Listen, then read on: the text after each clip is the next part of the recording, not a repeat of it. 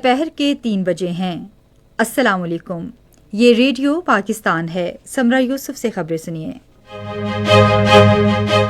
اہم خبروں کا خلاصہ۔ وزیر اعظم نے کہا ہے کہ پاکستان غزہ امن منصوبے پر عمل درآمد کے لیے بورڈ آف پیس کے ساتھ مل کر کام کرنے کو تیار ہے۔ وزیر دفاع نے کہا ہے کہ پاکستان میں دہشت گرد حملے کابل میں طالبان حکومت کے ساتھ مل کر بھارت کی پراکسی جنگ کا نتیجہ ہیں۔ پاکستان اور فلپائن نے متعدد شعبوں میں تعاون بڑھانے پر اتفاق کیا ہے۔ اقوام متحدہ میں پاکستان نے ایک متحد، خود مختار اور مستحکم سوڈان کے لیے تمام شراکت داروں کے ساتھ مل کر کام کرنے کے عزم کا اعادہ کیا ہے۔ سکس فار جسٹس نے بھارت کے زیر قبضہ پنجاب میں امریکہ کی نگرانی میں آزادی ریفرنڈم کا مطالبہ کیا ہے۔ اور ICC T20 عالمی کپ میں آج پالے کیلے میں آسٹریلیا کا مقابلہ عمان سے ہوگا۔ اور اب خبروں کی تفصیل۔ پاکستان اور امریکہ نے دو طرفہ تجارتی اور اقتصادی سرگرمیوں اور انسداد دہشت گردی کے لیے باہمی تعاون بڑھانے پر اتفاق کیا ہے۔ یہ بات واشنگٹن میں بورڈ آف پیس کے رہنماؤں کے اجلاس کے موقع پر وزیر اعظم شہباز شریف اور امریکی وزیر خارجہ مارکو روبیو کے درمیان ہونے والی ملاقات میں کہی گئی۔ دونوں فریقین نے پاک امریکہ اسٹریٹجک تعلقات کی اہمیت کو اجاگر کیا اور شراکت داری کی مثبت رفتار پر اطمینان کا اظہار کیا۔ وزیر اعظم نے صدر ڈونلڈ ٹرمپ اور وزیر خارجہ مارکو روبیو کو بورڈ آف پیس کا کامیاب افتتاحی اجلاس پر مبارکباد دی اور اس بات کا اعادہ کیا کہ پاکستان غزہ امن منصوبے پر عمل درآمد کے لیے بورڈ آف پیس کے ساتھ مل کر کام کرنے کو تیار ہے۔ وزیر اعظم نے تیزی سے ابھرتے ہوئے عالمی ماحول میں مشترکہ اہداف کو آگے بڑھانے کے لیے پاکستان اور امریکہ کے درمیان اعلیٰ سطحی رابطے کی اہمیت پر زور دیا۔ وزیر اعظم محمد شہباز شریف نے عالمی برادری پر زور دیا ہے کہ وہ فلسطینیوں کے حق خود ارادیت کے قابل اعتماد لاہے عمل کے لیے مل کر کام کرے۔ واشنگٹن میں بورڈ آف پیس کے افتتاحی اجلاس سے خطاب کرتے ہوئے انہوں نے کہا کہ فلسطینی عوام کو طویل عرصے سے غیر قانونی قبضے اور شدید مشکلات کا سامنا ہے۔ وزیر اعظم نے کہا کہ پائیدار امن کے حصول کے لیے یہ بہت ضروری ہے کہ جنگ بندی کی خلاف ورزیوں کو فوری روکا جائے تاکہ انسانی زندگیوں کے تحفظ اور تعمیر نو کی کوششوں کو آگے بڑھایا جا سکے۔ وزیر اعظم نے کہا کہ فلسطینی عوام کو اقوام متحدہ کی سلامتی کونسل کی قراردادوں کے مطابق اپنی سرزمین اور اپنے مستقبل پر مکمل اختیار ہونا چاہیے۔ وزیر اعظم محمد شہباز شریف نے واشنگٹن میں متعدد عالمی رہنماؤں سے غیر رسمی اور خوشگوار بات چیت کی جہاں وہ بورڈ آف پیس کے اجلاس میں شرکت کر رہے ہیں۔ اجلاس کے موقع پر وزیر اعظم نے بحرین کے بادشاہ حماد بن عیسیٰ الخلیفہ، آذربائیجان کے صدر الہام علیوف، ازبکستان کے صدر شوکت مرزیوف، قازقستان کے صدر قاسم جومارت توقایف اور انڈونیشیا کے صدر پرباوو سوبیانتو سے ملاقات کی۔ ان ملاقاتوں میں باہمی دلچسپی کے امور کے ساتھ ساتھ اہم علاقائی اور عالمی امور پر تبادلہ خیال کیا گیا۔ بات چیت کے دوران گرم جوشی، مسکراہٹوں کے تبادلے اور خیر سگالی کے جذبے کا اظہار بھی کیا گیا۔ وزیر اعظم محمد شہباز شریف نے United States International Development Finance Corporation کے chief executive officer Benjamin Black نے آج واشنگٹن DC میں ملاقات کی۔ ان کے ہمراہ DFC کے سرمایہ کاری کے سربراہ کونور کولمین اور ایجنسی کی سینئر قیادت بھی موجود تھی۔ وزیر اعظم نے پاکستان اور امریکہ کے درمیان بڑھتی ہوئی معاشی شراکت داری کے فروغ اور دونوں ممالک کے نجی اداروں کے درمیان مشترکہ منصوبوں کو متحرک کرنے میں DFC کے کلیدی کردار کی تعریف کی۔ پاکستان کی معیشت کو بہتر کرنے والے میکرو اکنامک بنیادی اصولوں، ساختی اصلاحات اور سرمایہ کاری کے لیے پرکشش ماحول کے لیے حکومت کے عزم کو اجاگر کرتے ہوئے وزیر اعظم نے DFC کی دعوت دی کہ وہ توانائی، کان کنی اور معدنیات، زراعت اور IT کے شعبوں میں منصوبوں کے لیے اپنی سرمایہ کاری میں اضافہ کرے۔ وزیر اعظم نے DFC کو اپریل میں اسلام آباد میں منعقد ہونے والی آئندہ معدنیات کانفرنس میں شرکت کی دعوت دی۔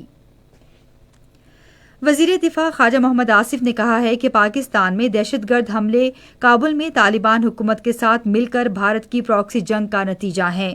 فرانس 24 کو انٹرویو دیتے ہوئے انہوں نے پاکستان میں سیکورٹی کی صورتحال پر بات چیت کی۔ غزہ میں بین الاقوامی استحکام کے مشن میں پاکستان کے ممکنہ تعاون کے بارے میں سوال پر وزیر دفاع نے زور دیا کہ یہ اس بات پر منحصر ہوگا کہ اس امن فورس کے لیے کس قسم کی شرائط کا مسودہ تیار کیا جاتا ہے۔ انہوں نے کہا کہ پاکستان کے پاس اقوام متحدہ کی امن فوج میں شراکت دار کے طور پر نمایاں تجربہ ہے۔ منصوبہ بندی و ترقی کے وزیر احسن اقبال نے ملک میں غربت کے خاتمے کے لیے بلند شرح نمو کے حصول اور سرمایہ کار بڑھانے کو فروغ دینے کی اہمیت پر زور دیا ہے۔ آج اسلام آباد میں 2024-25 کے غربت کے اعداد و شمار جاری کرتے ہوئے انہوں نے نوجوانوں کو جدید ہنر سے آراستہ کرنے کے لیے صوبوں کے ساتھ مل کر کام کرنے کی حکومتی کوششوں پر روشنی ڈالی۔ انہوں نے کہا کہ حکومت نے بے نظیر انکم سپورٹ پروگرام کا بجٹ بھی 592 ارب روپے سے بڑھا کر 722 ارب روپے کر دیا ہے تاکہ مستحق خاندانوں کو امداد فراہم کی جا سکے۔ منصوبہ بندی کے وزیر نے ملک کو پائیدار ترقی کی راہ پر گامزن کرنے کے لیے برآمدات پر مبنی ترقی کی ضرورت پر زور دیا۔ یہ خبریں آپ ریڈیو پاکستان سے سن رہے ہیں۔ پاکستان اور فلپائن نے متعدد شعبوں میں تعاون بڑھانے پر اتفاق کیا ہے۔ اس حوالے سے مفاہمت منیلا میں پاکستان فلپائن کے مشترکہ اقتصادی کمیشن کے دوسرے اجلاس میں سامنے آئی۔ دونوں فریقوں نے دو طرفہ تجارت اور سرمایہ کاری کے تعلقات کا جائزہ لیا اور توسیع کی صلاحیت کے قابل غیر استعمال شدہ امکانات کو تسلیم کیا۔ فریقین نے نجی شعبے کی شمولیت کی اہمیت پر زور دیا اور پاکستان فلپائن مشترکہ بزنس کونسل کو دوبارہ فعال کرنے کی حمایت کی۔ پاکستان کی ڈیجیٹل معیشت اور ٹیکنالوجی کا شعبہ خصوصی سرمایہ کاری سہولت کونسل کی معاونت سے نئی بلندیوں تک پہنچ گیا ہے، جو کہ عالمی ٹیک سرمایہ کاروں کے بڑھتے ہوئے اعتماد کا مظہر ہے۔ پاکستانی فری لانسرز نے رواں مالی سال کی پہلی شش ماہی میں 55 کروڑ 70 لاکھ ڈالرز کا قیمتی زر مبادلہ کمایا، جس سے ایک تاریخی ریکارڈ قائم ہوا ہے۔ اس وقت پاکستان میں 170 سے زائد وینچر کیپٹل سٹارٹ اپس موجود ہیں، جن کی مشترکہ انٹرپرائز ویلیو 4 ارب ڈالر سے زیادہ ہے۔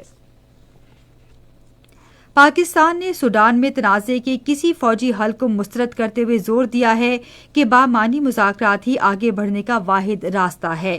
یہ بات اقوام متحدہ میں پاکستان کے نائب مستقل مندوب عثمان جدون نے سوڈان کی صورتحال پر اقوام متحدہ کی سلامتی کونسل کے اجلاس کے دوران گفتگو کرتے ہوئے کہی۔ پاکستان کے مندوب نے عبوری سوڈانی حکومت کے پیش کردہ امن منصوبے کے لیے پاکستان کی حمایت کا بھی اظہار کیا اور افریقی یونین کی امن و سلامتی کونسل کے 12 فروری کے اعلامیے کا خیر مقدم کیا۔ عثمان جدون نے ایک متحد، خود مختار اور مستحکم سوڈان کے لیے تمام شراکت داروں کے ساتھ مل کر کام کرنے کے پاکستان کے عزم کا اعادہ کیا۔ بھارت کے غیر قانونی زیر قبضہ جموں کشمیر میں قابض فوجیوں نے سندر بنی اور ضلع راجوری کے دیگر علاقوں میں محاصرے اور تلاشی کی کارروائی شروع کی ہے۔ کشمیری میڈیا سروس کے مطابق علاقے کو سیل کر دیا گیا ہے اور سرچ آپریشن سے علاقے میں کشیدگی پھیل گئی ہے۔ واشنگٹن میں سکھ فار جسٹس نے بورڈ آف پیس کے پہلے سرکاری اجلاس کے لیے 1 ارب ڈالر دینے کا تاریخی اعلان کیا ہے۔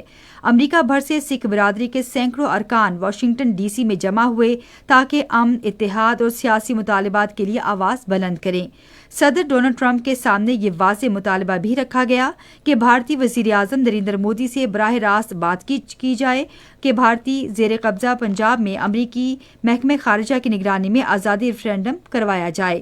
سکھ فار جسٹس کے جنرل کونسل گروپتون سنگھ پنو نے صدر ٹرمپ پر زور دیا کہ وہ نگرانی شدہ ریفرنڈم سے پرامن اور جمہوری حل کو یقینی بنائیں۔ سماجی انصاف کا عالمی دن آج منایا جا رہا ہے۔ اس سال دن کا موضوع ہے سماجی ترقی اور انصاف کے عزم کی تجدید۔ رواں سال کا یہ موضوع اس سلسلے میں حاصل شدہ پیش رفت کے اعتراف اور ابھرتے ہوئے اور جاری مسائل کی موجودگی کی عکاسی کرتا ہے۔ ICC T20 عالمی کپ میں آج پالے کھیلے میں آسٹریلیا کا مقابلہ عمان سے ہوگا۔ میچ شام 6:30 بجے شروع ہوگا۔ ریڈیو پاکستان آج اپنے قومی نشریاتی رابطے پر سپہر 4:05 پر یوم سماجی انصاف کے سلسلے میں خصوصی فیچر پروگرام نشر کرے گا۔ اور اب آخر میں موسم۔ محکمہ موسمیات کی پیشگوئی کے مطابق آئندہ 12 گھنٹے کے دوران ملک کے بیشتر حصوں میں موسم خشک رہنے کا امکان ہے، جبکہ شمالی حصوں میں رات کے وقت موسم سرد رہے گا۔ آج ریکارڈ کیا گیا بعض بڑے شہروں کا درجہ حرارت: Islamabad 26 degree centigrade, Lahore 25، Karachi 30، Peshawar اور مظفر آباد 24، کوئٹہ 16، گلگت 20، مری 17، جبکہ سری نگر 12، جموں 25 اور لے -6 ڈگری سینٹی گریڈ۔ آخر میں اہم خبروں کا خلاصہ ایک بار پھر سن لیجیے۔ وزیر اعظم نے کہا ہے کہ پاکستان غزہ امن منصوبے پر عمل درآمد کے لیے بورڈ آف پیس کے ساتھ مل کر کام کرنے کو تیار ہے۔ وزیر دفاع نے کہا ہے کہ پاکستان میں دہشت گرد حملے کابل میں طالبان حکومت کے ساتھ مل کر بھارت کی پراکسی جنگ کا نتیجہ ہیں۔ پاکستان اور فلپائن نے متعدد شعبوں میں تعاون بڑھانے پر اتفاق کیا ہے۔